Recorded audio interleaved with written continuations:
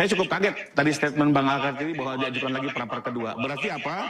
Saya yang dari awal di sini juga, yang tadi saya bilang, saya tadinya melihat hanya menguji satu pra-peradilan, tapi dengan didaftarkan pra-peradilan kedua, pertama Ibu Tifa tidak konsisten, kedua menunjukkan rasa takut, dan ketiga ternyata Ibu Tifa. Pra-pra kelima sudah kita daftarkan. Sudah kita dengar. Apakah akan tetap berlangsung atau tidak? Tunggu tanggal mainnya jadwal sidangnya. Ya, itu. Pra-pra kelima itu adalah tentang permintaan dari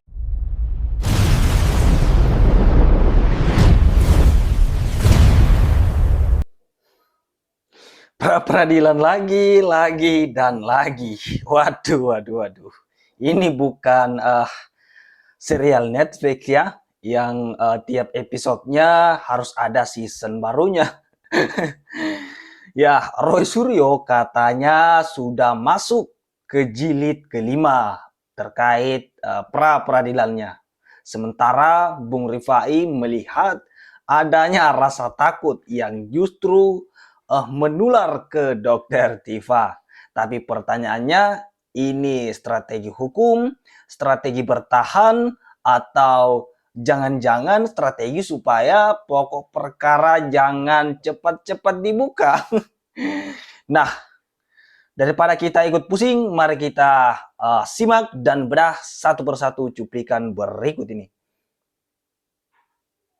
Ya, putusan pra-peradilan pada tahap penyidikan tetap dapat dilakukan pemeriksaan pra-peradilan kembali pada tahap pemeriksaan oleh penuntut umum dengan permintaan baru. Artinya tidak terbuka untuk pada saat perkara sudah masuk ke persidangan. Tapi ada dua hal yang saya mau tambahkan. Pertama adalah terlepas dari saya ini, sebenarnya PN Timur sendiri sudah memberikan satu kebijakan khusus di perkaranya Bu Tifa. Apa itu?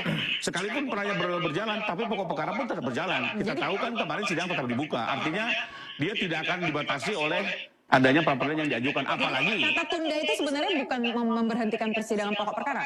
tidak, karena kembali lagi kalau mau bicara soal ketentuan KUHP sebenarnya sudah tidak boleh diajukan itu pra-peradilan. Cuma dengan kebijakan tertentu masih tetap dipisah dengan catatan pokok perkara tetap berjalan. Dan menurut saya hari ini selain kebijakan PN Timur kan kemarin sudah membuka sidang sekalipun karena Ibu Tifa manggil sehingga ditunda ya. Nah, yang kedua juga yang menarik di perkara ini adalah dengan adanya SMA ini maka ini akan berlaku untuk semua. Dan saya cukup kaget tadi statement Bang Al-Kartini bahwa diajukan lagi pra-pra kedua. Berarti apa? Saya yang dari awal di sini juga, yang tadi saya bilang, saya tadinya melihat hanya menguji satu pra-peradilan, tapi dengan didaftarkan pra-peradilan kedua, pertama Ibu Tifa tidak konsisten, kedua menunjukkan rasa takut, dan ketiga ternyata Ibu Tifa juga mengidap emosional contagion. Artinya apa? Rasa ketakutan yang ada di Pak Roy menular ke Ibu Tifa hari ini dengan melakukan pra berulang-ulang untuk menghindari pokok perkara. Dan lagi-lagi menurut PN Selatan apa? Itu merupakan penyalahgunaan lembaga pra-peradilan dan upaya untuk menghalangi pemeriksaan pokok perkara. Oke, Mbak Karina, Anda mungkin diberikan kesempatan untuk menjawab atau menanggapi tadi apa yang dikatakan Mbak Rifai. Sudah mulai tertular rasa ketakutan tadi dikatakan. Sebenarnya Dokter Tifa itu tidak ada rasa ketakutan sama sekali. Dokter Tifa juga tidak menghalang-halangi proses hukum yang sedang berjalan. Justru Dokter Tifa sangat kooperatif karena beliau menghadiri setiap pertemuan. Kemudian perlu kami sampaikan juga untuk meluruskan berita-berita yang miring kemarin di berita itu bahwa Dokter Tifa tidak hadir di persidangan, itu tidak benar. Karena kami menerima surat panggilan dari jaksa itu, Dokter Tifa ya, itu bahkan kurang dari 12 jam.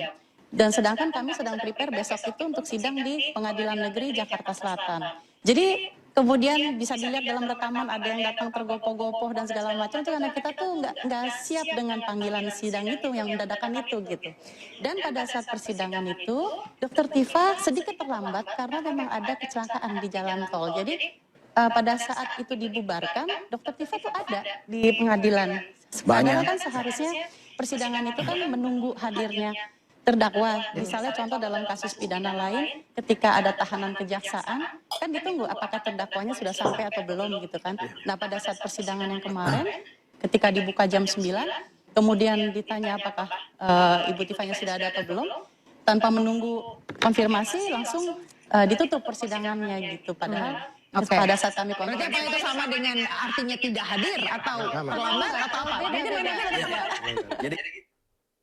Nah, kalau mendengar pernyataan Bung Rifai pada cuplikan tadi, ya memang menarik ya ketika beliau menggambarkan seolah-olah rasa takut Roy Suryo menular ke Dokter Tifa. Bahkan beliau menggunakan istilah emosional contagion atau sederhananya emosi seseorang bisa ikut memengaruhi orang-orang di sekitarnya. Nah, kalau benar Tifa bersama kuasa hukumnya kembali menempuh uh, pra-peradilan untuk kedua kalinya, ya Bung Rifai melihat sebagai tanda adanya perubahan sikap dibanding pernyataan sebelumnya dan adanya rasa ketakutan. Tetapi ya di sisi lain kuasa hukum Tifa tentu punya versi berbeda. Ya mereka menegaskan bahwa Dokter Tifa tidak ada rasa takut dan tidak bermaksud menghambat proses hukum yang sedang berjalan. Jadi publik tinggal melihat apakah ini memang strategi hukum atau sekadar perbedaan cara membaca situasi. Ya, terlalu sering menggunakan jalur yang sama juga wajar kalau publik bertanya. Ini mau masuk pokok perkaranya kapan? Ya, jadi menurut saya yang paling menarik bukan siapa yang takut atau siapa yang tidak takut, tetapi apa sebenarnya tujuan strateginya dan apakah langkah itu efektif secara hukum. Karena kalau terlalu lama di pintu masuk, ya jangan-jangan ruang sidangnya belum sempat dimasuki. Gini, saya Rapot kelima sudah kita daftarkan. Sudah kita daftarkan. Apakah akan tetap berlangsung atau tidak? Tunggu tanggal mainnya jadwal sidangnya. Ya, itu. Rapot kelima itu adalah tentang permintaan dari hakim sendiri. Hakim kan mengatakan kurang pihak waktu itu.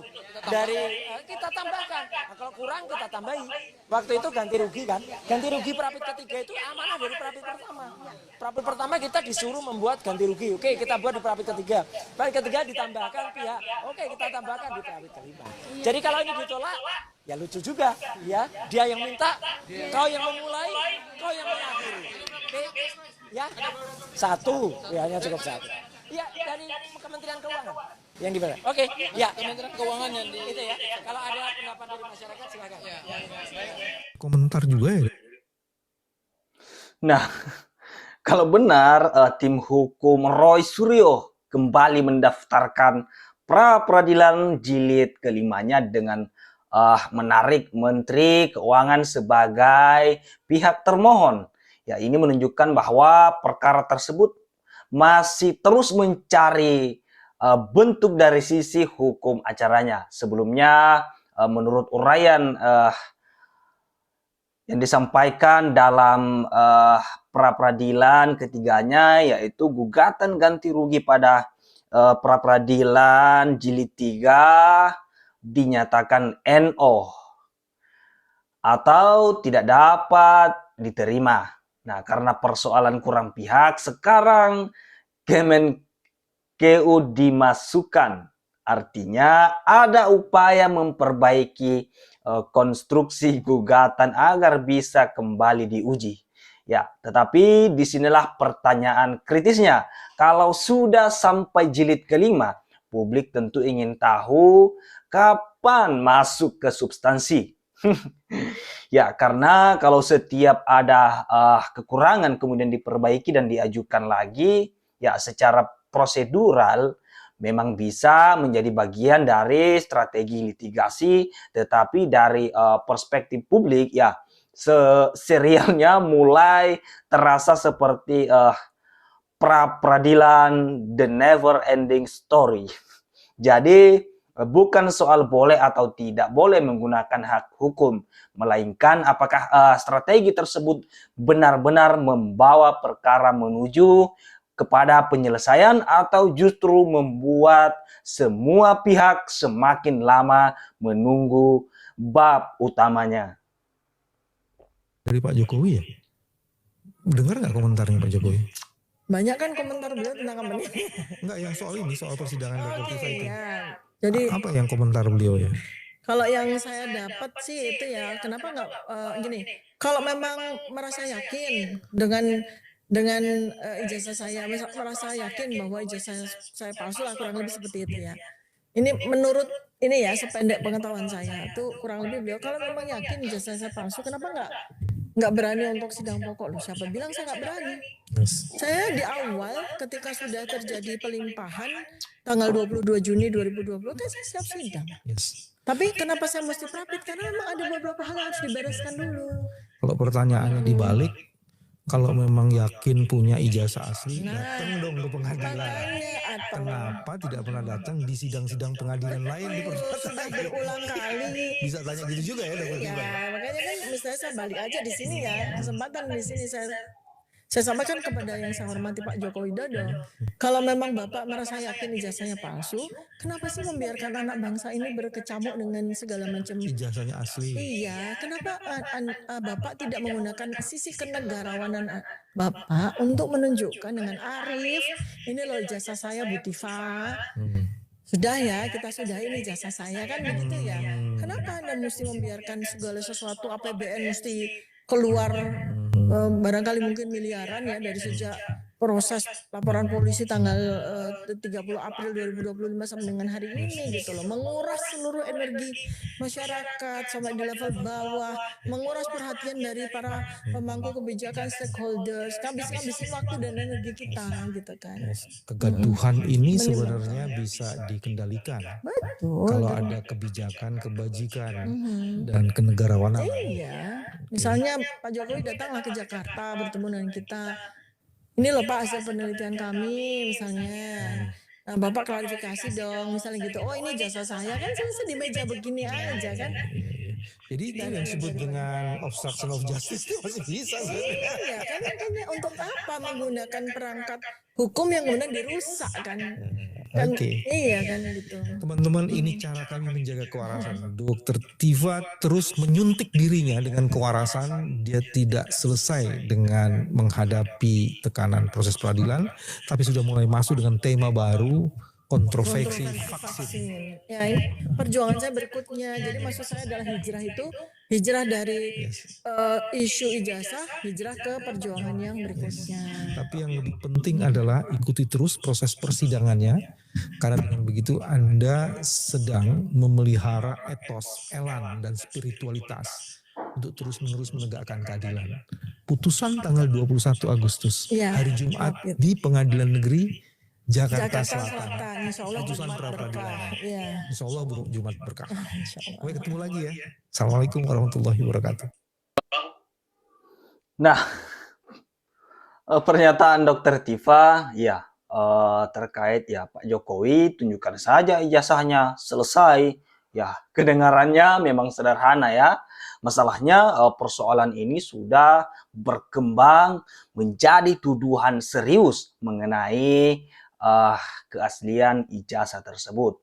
Kalau seseorang menyatakan sebuah dokumen 99,9% palsu, ya tentu pertanyaan berikutnya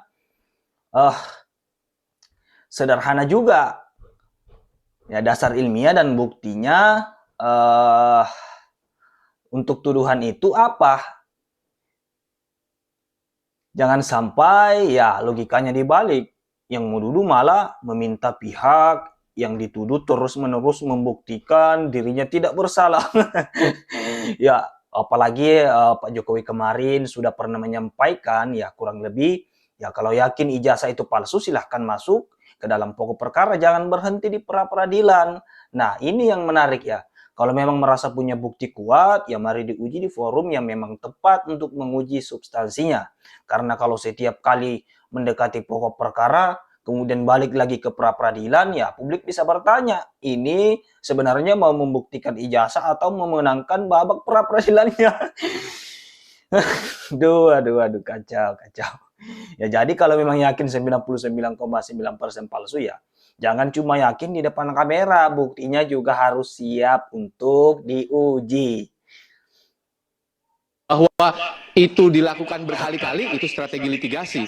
Tapi sebelum masuk pokok perkara warga negara ini mau men-challenge kekuasaan negara, ya itu hak juga. Tapi pertanyaan saya kemudian, courtroom psychology-nya nih. Ke siapa ini Bang? Pak Roy dan Bang Refli. Courtroom psychology-nya, kenapa? Begini, Kalau peradilan pertama, oke lah, mungkin ini negara nih ada nggak benernya nih, karena terbukti kan sebagian dimenangkan ya, sebagian dimenangkan dan kemudian terbukti ditahan polisi, dilepaskan jaksa. Nah, itu topik yang lain lagi. Tapi kalau sudah kedua, ketiga, keempat, ini jadi diminishing return nih. Orang jadi bertanya, ini strateginya apa nih yang sedang dimainkan? Apakah ini persoalan legal atau persoalan lebih besar di belakang ini? Karena tadi Pak Roy bilang nih, tadi Bang Andro bilang, wah ini tersangka terdakwa bisa TV roadshow kemana-mana ya. Nah, apakah orang kan jadi bisa menimbulkan persepsi? Karena begini, nanti hakim kan, ini orang udah berkali-kali nih ya, akibatnya sudah dipikirkan belum? Courtroom psychology-nya. Hakim kan bisa ilfil. Nanti di pokok perkara dia juga bisa ilfil. Saya menjadi advokatnya Pak Jokowi misalnya, saya ditanya advice-nya, saya bilang, kita bisa lihat ini menguntungkan juga Pak, courtroom psychology-nya nih diminishing return nih buat Pak Roy Suryo. Ya, yang saya bilang ya, the law of diminishing return, lama-lama kredibilitasnya menjadi terancam. Nah gitu kira-kira. Nah, pernyataan dari pakar hukum pidana Pak Aristo Pangaribuan ini menurut saya justru menarik ya, karena beliau tidak serta-merta mengatakan pra-peradilan berkali-kali itu ilegal. Ya, beliau melihatnya sebagai strategi litigasi dan pada prinsipnya warga negara memang punya hak untuk men-challenge kekuasaan melalui mekanisme hukum. Nah, itu bagian pentingnya ya, menggunakan hak hukum tentu berbeda dengan menyalahgunakan proses hukum. Tetapi ketika strategi yang sama dilakukan berkali-kali, ya muncul konsep diminishing return. Semakin sering dilakukan, manfaat tambahannya ya bisa semakin kecil. Dan disinilah pertanyaan psikologis sekaligus strategisnya muncul. Sebenarnya strategi apa yang dilakukan ataupun yang sedang dimainkan ini? Ya, karena kalau berkali-kali masuk ke arena pra-peradilan, ya tetapi pokok perkara belum juga bisa disentuh.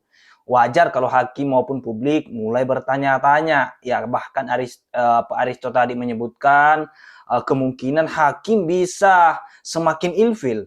Ya bukan berarti hakim pasti demikian ya. Tetapi secara persepsi strategi berulang tentu punya konsekuensi. Jadi kalau tujuan akhirnya adalah pembuktian, jangan sampai energi habis untuk memenangkan pertandingan di pintu masuk. Sementara pertandingan utamanya belum juga dimulai.